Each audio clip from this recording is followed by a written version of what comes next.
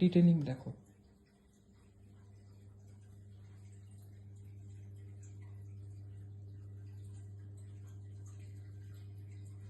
জটার জন্য আমি নিয়েছিলাম পাট, এবং পাটের সাথে মাটি লেপটে লেপটে এই জটার এফেক্ট আমি এনেছি।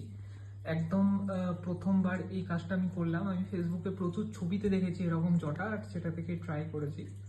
আর মহাদেবের মুখ হাতে জমানো, আর পার্বতীর মুখ তুলে এদিক ওদিক করে একটু একটু চেঞ্জ করা। আর সব থেকে তো কষ্টকর হয়েছিল আমার কাছে এই গণেশটা করা, কারণ গণেশটার সাইজ মোটামুটি 1 আঙুলের ভেতর। তো এই হচ্ছে ডিটেলিং ফিনিশ যেটুকু করতে পেরেছি তোমাদের সামনে। মহাশিবরাত্রি আজকে, সেই উপলক্ষে করা কাজ। প্রসেনজিৎদার বাড়ি যাবে কলকাতায়, এটা এখন আমি প্যাক করে তবে ঘুমাতে পারবো।